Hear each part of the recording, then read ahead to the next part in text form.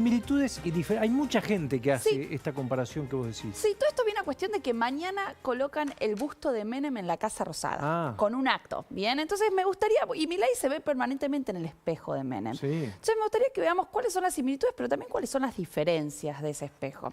Empecemos con las similitudes. Tenemos 4 similitudes y 3 diferencias. Después se pueden agregar más, ¿no? Pero vamos con 4 básicas y 3 diferencias. La primera similitud, el diagnóstico y la solución. Es decir, ¿cuál es el diagnóstico que hicieron ambos presidentes y qué solución ven a ese diagnóstico? El diagnóstico que ambos hicieron es que el problema de la Argentina era la matriz estadocéntrica. La intervención estatal lo ven como la causa del estancamiento. Y la solución que ambos presidentes propusieron a eso fue liberalismo económico. Necesitamos apertura económica, desregulación, reforma del Estado y equilibrio fiscal. Entonces, acá tenemos una primera similitud, diagnóstico y solución de lo que le pasa a la Argentina.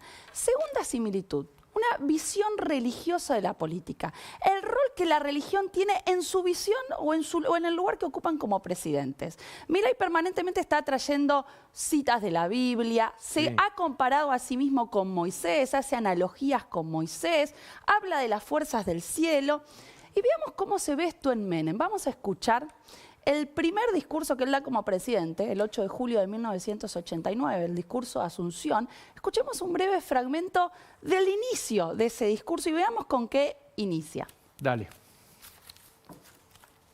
Quiero que mis iniciales palabras como presidente sean una elevación al cielo, a nuestras mejores fuerzas, a nuestra más vital esperanza. Ante la mirada de Dios y ante el testimonio de la historia, yo quiero proclamar: Argentina, levántate y anda. Tenemos acá... Vi muchas caras ahí. Muchas caras dudosas, escépticas. Tenemos acá... No, gente conocidas también. Conocidas también.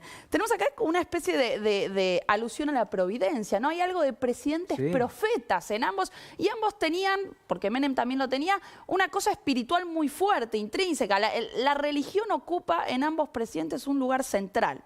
Vamos a la tercera similitud, la voluntad de concentrar el poder en la figura del Ejecutivo. Es decir, acá hay una visión de que el presidente es el único capaz de encarnar la voluntad del pueblo o de interpretar qué es lo que quiere el pueblo.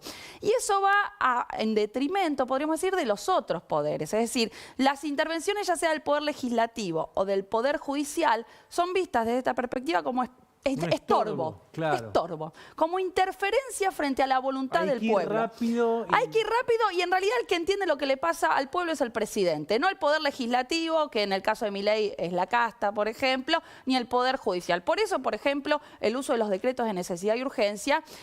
Y esto lleva obviamente a cierto deterioro institucional, ¿no? En el caso de Menem se puede ver en su relación con la Corte y la ampliación de la Corte. En el caso de Milei se puede ver con lo que estuvieron hablando ya a lo largo del programa, que es en la nominación del hijo para la Corte Suprema, ¿no? Entonces, hay cierto deterioro institucional en esta visión de concentración del poder en la figura del Ejecutivo. Vamos a la cuarta similitud, que serían la incorporación de outsiders de la política a la arena política, ¿no?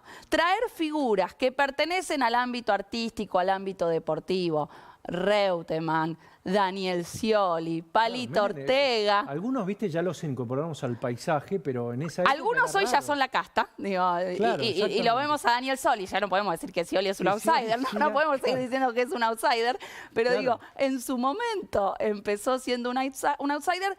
Estos 3 que nombré se convirtieron en castas, es decir, siguieron durante décadas perteneciendo al paisaje de la política.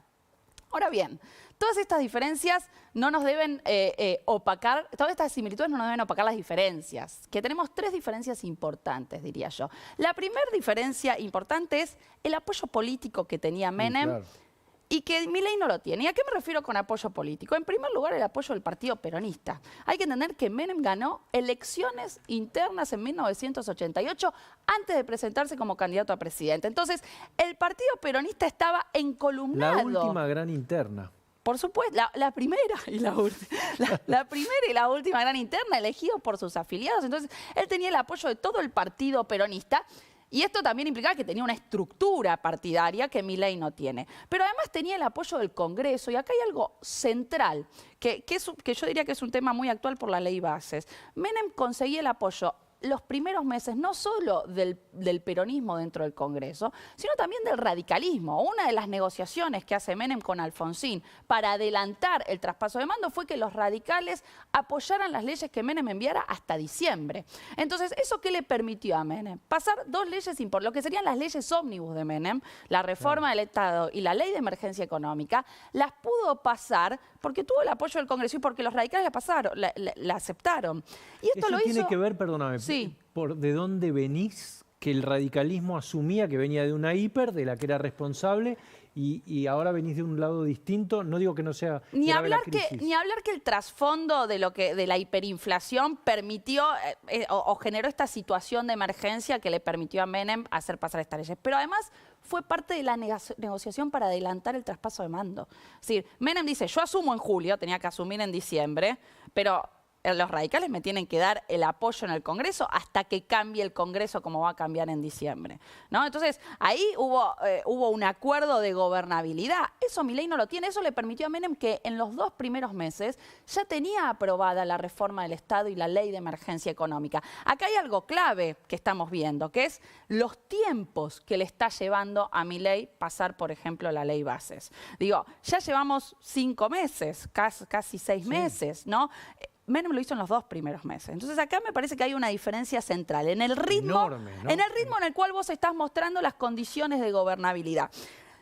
Esa sería la primera diferencia. La segunda diferencia, la experiencia política de cada uno, ¿no? Menem no era un outsider de la política. Menem era un recontra insider. Había sido electo gobernador de La Rioja en 3 ocasiones, ya para 1989. Bien, entonces teníamos una experiencia política muy aceitada, y esto va de la mano con la tercera diferencia, que yo diría que es la capacidad de negociación. La capacidad y la voluntad de negociación. Es decir, en Menem había una voluntad por negociar, dar, transaccionar, ¿bien? Hacer un juego de transacciones que a Milei le son pesadas, le cuestan. Es decir, esa habilidad y esas ganas o voluntad para negociar, a Milei le cuesta muchísimo, es muchísimo más intransigente. ¿Y vos crees que eso es una cuestión de personalidad o tiene que ver con que no tiene apoyos y si lo hiciera sería visto como una... No, yo creo que está muy debilidad? relacionado con la personalidad y también me parece con la psicología o con cómo te relacionás con el poder. Me parece que hay mucho de la personalidad de cada uno y supongo que también de la experiencia que tenían en la política. Por eso digo que se relaciona con la segunda diferencia. Es decir, la experiencia que tenía Menem seguramente le había hecho darse cuenta que las negociaciones y el pragmatismo a la hora de hacer política son centrales. Milei seguramente está aprendiendo sobre la marcha, porque bueno, también es mucho más nuevo en el ámbito y en la arena política, ¿no? Excelente, ¿eh? Gracias. Está Carola Gil, ya la estoy viendo de reojo, después de el premio al hijo en Avellaneda, como ciudadano ilustre, los ciudadanos ilustres de la política argentina. Viene un whisky cargado, como le gusta a Vilota. Vamos a mirarlo. Y después viene Luis Novarecio, una gran entrevista, no se la pierdan, a Marcos Peña. Vamos y unimos.